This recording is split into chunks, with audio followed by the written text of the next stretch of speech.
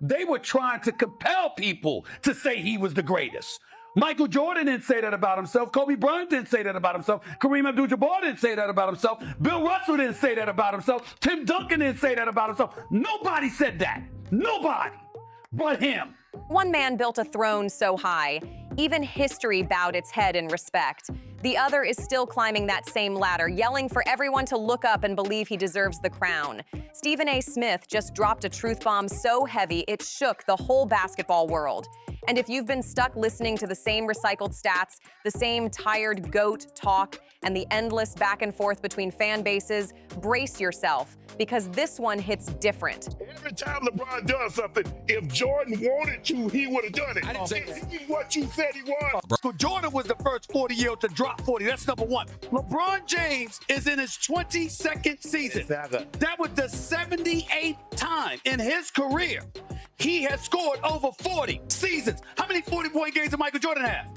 173. This isn't hate, it's honesty. It's about exposing the real line between legends who earn greatness and those who try to sell it.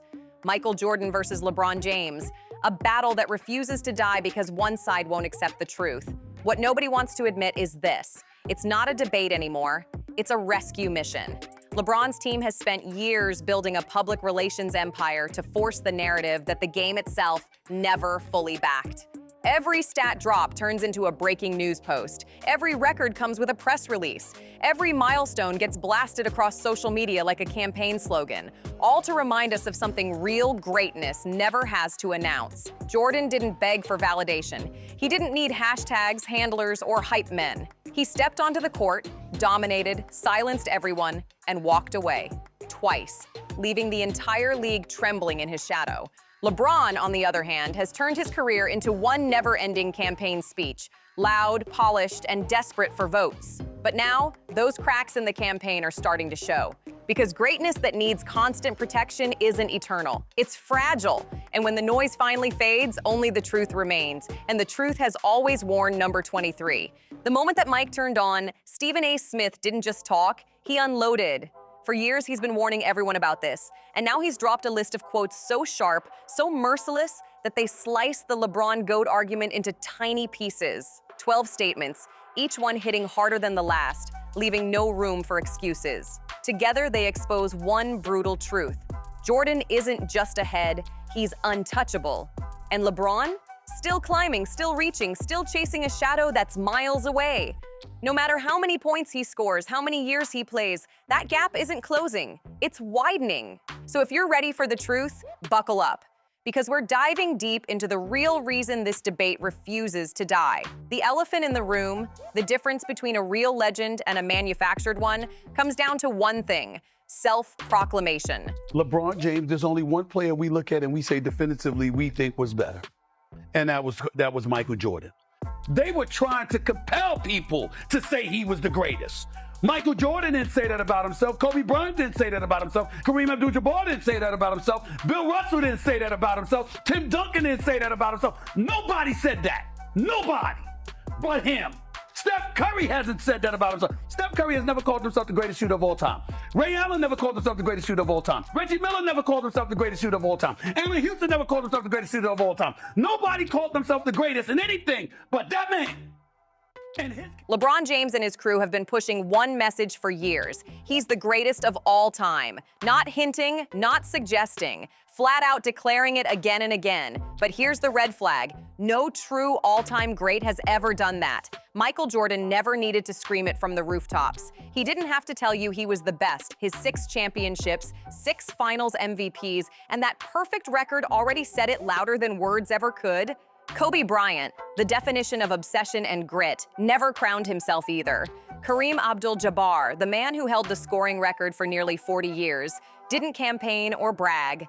He just dominated quietly. Bill Russell, 11 rings, no speech, just greatness. Tim Duncan, 5 championships, 3 finals MVPs, and still as silent as ever. Because legends don't need noise. LeBron, though, he couldn't wait. He called himself the greatest while still playing. His team echoed it, the media pushed it, and suddenly it became a movement, one that felt more desperate than confident. Every time someone questions it, his camp reacts like it's an insult. But that's not swagger, that's insecurity. Real greatness doesn't need press releases, PR teams, or slogans.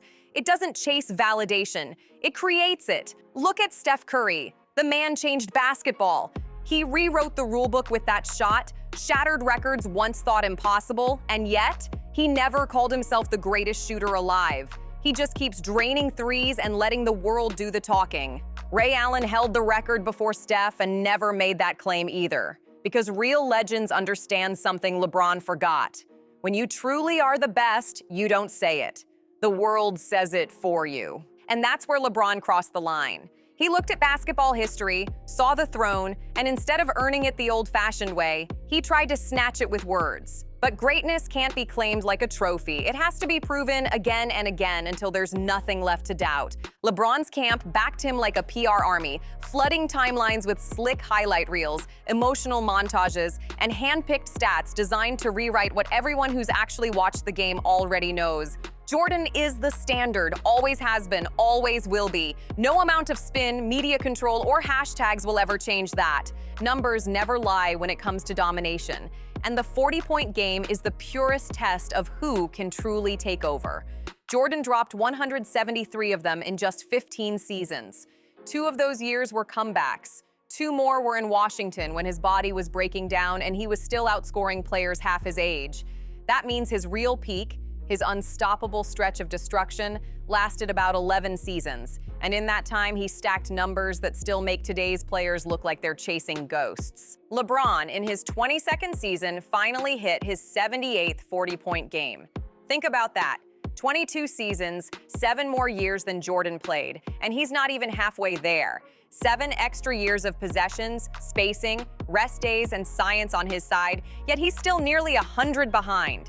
That's not just a gap, that's a canyon. Jordan didn't need load management or hyperbaric chambers. He played through pain, through hand checks, through opponents who wanted to physically break you just to slow you down. Back then, defense wasn't finesse, it was warfare. You got grabbed, shoved, elbowed, and you either scored or you folded. Jordan thrived in that chaos, while LeBron's era punishes you for breathing on a shooter. And even with all that softness and scoring inflation, LeBron still trails by a mile. Anything that Michael Jordan wanted to do, he didn't spend the first 8 years shivering. He didn't have to go to South Beach to learn how to win. Jordan's 40-point games weren't breaking news. They were routine. He'd torch teams like it was just another Tuesday night. No press release needed. LeBron drops 40 and the internet erupts like it's a national event, hashtags everywhere, debate shows lined up the next morning. When you have to hype every explosion just to keep the illusion alive, it means the numbers aren't speaking loud enough anymore. And let's not forget how they did it. Jordan's dominance was immediate. He didn't need time to develop or learn under veterans. He was the veteran from day one. He walked into a broken Chicago franchise in 1984 and flipped the whole thing upside down. By his 3rd season, he was averaging 37 points per game. By his 7th, he had a ring, the first of 6 in 8 years, launching a dynasty that turned the Bulls into a global empire. Now look at LeBron's path. He entered the league in 2003 with hype we've never seen before. The chosen one, they called him. But for 8 long years, he couldn't figure it out. One finals appearance in 2007, and it ended in a sweep. No fight, no fire, no killer instinct, just frustration and excuses. And when things got tough, he didn't double down. He left. LeBron bailed on Cleveland and ran to Miami, teaming up with Dwyane Wade and Chris Bosh to form a super team. Only then did he finally start winning. But that's not legacy, that's mentorship. Jordan didn't need to pack his bags to learn how to finish. He didn't text Magic or Bird asking for tips. He built his greatness through pain, pressure, and persistence. LeBron needed a safety net, a blueprint, and 2 future Hall of Famers just to cross the finish line. And even then, it took him 2 full years in Miami before he finally won that first ring. Jordan's greatness was forged in isolation, while LeBron's was assembled in collaboration. That's the difference between a self-made king and a crown borrowed from better men. That difference matters deeply because greatness isn't just about how you finish, it's about how you start. Jordan didn't need a warm-up decade or a mentor to show him the ropes. He stepped in day one and owned the court like it was built for him. LeBron needed nearly 10 years to figure out what Jordan mastered as a rookie. Jordan didn't ask for patience or sympathy, just a basketball and a target, and he destroyed anyone standing in front of him. He built the model, LeBron's just the product of it. Jordan didn't just dominate his prime, he defied time itself. At 40 years old, on worn-out knees that had carried him through 2 separate three-peats, Jordan became the first 40-year-old in NBA history to drop 40 points in a game. That wasn't just a record, it was a statement. A middle finger to father time and living proof that true greatness runs through your veins, not your therapy chamber or recovery schedule. LeBron fans love to brag about longevity, and sure, lasting this long is impressive. But let's be honest, LeBron's had every modern advantage money can buy. Cryotherapy chambers, personal chefs, customized regimens, million-dollar recovery setups. Jordan had none of that. He came from an era where pain wasn't something you managed, it was something you played through. And even with all those disadvantages, MJ still made history that LeBron hasn't even sniffed. When Jordan came back after his second retirement, he wasn't chasing stats or records. He'd already done it all. 6 rings, 2 three-peats, global domination. He came back purely for the love of the game, just to remind everyone what true greatness looked like. That 40 at 40 performance wasn't about padding numbers. It was a message that greatness never fades, it endures. And then came the line from Stephen A. Smith that ended the debate for good. He said, LeBron James has been in the league 7 more years than Michael Jordan, and he's still chasing the crown. 7 extra years, hundreds more games, all the science and support in the world, and he still can't catch him. Not in dominance, not in perfection, not in impact. Longevity should be the cherry on top of a legendary career, not the whole argument. Because if the best thing you can say about someone's GOAT case is that they played longer, then you're not talking about the greatest. You're talking about the most durable. Jordan conquered basketball in just 11 years of pure dominance, rewriting the record books, going 6 for 6 in the finals, and turning basketball into a global religion. LeBron? He's had twice the time and still hasn't matched it. If you're truly greater, you don't need double the years to prove it. And even after all that time, all that help, all those super teams, the comparison still feels forced. Let's talk about that help. LeBron has played with more All-Stars and Hall of Famers than Jordan ever dreamed of.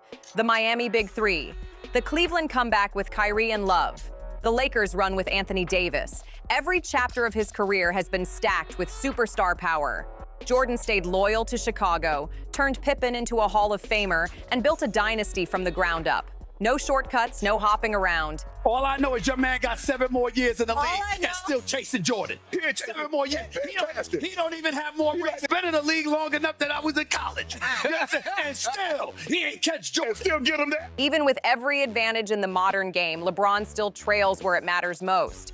And Stephen A. dropped another cold-blooded truth when he said, everybody already recognizes LeBron as one of the top 3 players in history. What more do you want? A diaper and a bib? That's the line that hit every fan base like a slap across the face. Because yes, LeBron is great. Top 3 ever, no question. But his fans don't want respect. They want worship. They don't want acknowledgement. They want the crown. Every time he hits a milestone, his camp floods social media demanding that everyone bow down and declare him the greatest. When he passed Kareem's scoring record, it wasn't a celebration. It was weaponized, turned into another forced argument against Jordan. Every milestone becomes a campaign poster, every record a rally cry. But that constant craving for validation doesn't signal confidence. It screams desperation. Jordan never needed to beg the world to recognize him. His greatness was self-evident. His fans never had to argue online because the proof was on the court. When Jordan won his 6th ring and walked away, there was no debate, no spin, no campaign. Just silence and respect. Everyone already knew. The throne was his, and it still is. LeBron's career has started to feel like one never-ending PR campaign. Every milestone gets a press release, every record a headline, every move a hashtag. The harder his camp pushes, the more desperate it looks. True greatness doesn't need a marketing team. It creates its own headlines through dominance. Magic Johnson changed the game forever with Showtime basketball, won 5 championships, and still never once called himself the greatest point guard alive. Larry Bird owned an entire era, dropped legends without flinching, and stayed humble. Kareem Abdul-Jabbar dominated with the most unstoppable shot ever created, the skyhook, and let it speak for him. Bill Russell, 11 championships in 13 years and not a word of self-praise. Kobe Bryant, who spent 2 decades chasing Jordan's ghost, never crowned himself either. He earned respect and let history decide his place. Every true legend understood the unwritten code. You don't declare yourself the best because the world declares it for you. LeBron broke that code the moment he stared at basketball royalty and decided the rules didn't apply to him. And when his words didn't land, his camp doubled down, turning his entire career into one massive brand campaign. But here's the problem. The louder they scream, the emptier it sounds. Because when the greats stay silent and the one chasing them won't stop talking, the truth becomes impossible to ignore. Jordan didn't tell us he was the greatest. He showed us over and over again. His greatness was a force of nature, written in iconic performances, buzzer beaters, and a finals record that's still flawless. Meanwhile, LeBron's legacy feels curated, like a documentary being edited live. Polished, controlled, rehearsed, every move comes with a caption. Every highlight gets spun into narrative gold. But the more it's managed, the less authentic it feels. What once looked like confidence now sounds like insecurity. Jordan never needed spin. He let history do the talking, while LeBron is trying to write his own myth before the ink's even dry. And that's the real giveaway. LeBron James is the only all-time legend who has ever publicly declared himself the greatest. That fact alone says it all, because if you have to say it, if you have to push it, if you have to beg for it, then it's probably not true. Greatness doesn't campaign, it just exists. Jordan's focus was simple: win, dominate, and destroy anyone foolish enough to challenge him. That's it. He succeeded. No distractions, no side projects, just relentless pursuit of perfection. LeBron's focus? Split right down the middle, half basketball, half brand. And that divided energy shows. His legacy is massive but messy. Impressive but always needing explanation. Jordan's story was sealed the second he hit that final championship-winning shot and walked away. A perfect ending written by the game itself. LeBron's story still being rewritten, re-edited, and re-argued every season. You can't crown yourself king if you never conquered the throne. He's had more years, more money, more resources, more science, softer rules, and rosters filled with stars. Yet he still hasn't matched what Jordan did in half the time. Jordan earned his crown through pressure, performance, and perfection. LeBron's tried to claim his through volume, longevity, and PR, and that's the difference the world can see. One legacy stands eternal, needing no defense. The other, it feels like it's being protected by a legal team and a PR agency working overtime just to keep the myth alive. This debate was never about hate, it's about hierarchy. And at the very top of that mountain sits Michael Jordan. Untouchable, undeniable, and flat out immortal. LeBron James, a legend, no doubt. Top 3 all time, absolutely. But the throne doesn't belong to him, and no amount of speeches, stats, or self-proclaimed titles will ever change that. Because at the end of the day, greatness doesn't beg for acknowledgement, it commands it. Jordan earned his crown through blood, sweat, and perfection. LeBron's still chasing it with headlines and hashtags. You can rewrite the narrative 1,000 times, but the truth remains carved in stone. The crown belongs to his heirness. So the next time someone looks you dead in the eye and says LeBron is the GOAT, just remember what Stephen A. Smith said. The man had 7 extra years, every modern advantage, and still couldn't catch him. Every tool, every opportunity, every era favoring offense, and Jordan still reigns supreme. So what do you think? Is this debate finally over, or are we going to keep pretending that longevity equals dominance? Drop your take in the comments. I want to hear it all. And if this video finally gave you the clarity you've been craving, smash that like button, share it with every hoop fan you know, and hit subscribe. Because the truth doesn't need defending, it just needs to be heard. The crown belongs to Jordan. It always has, and it always will.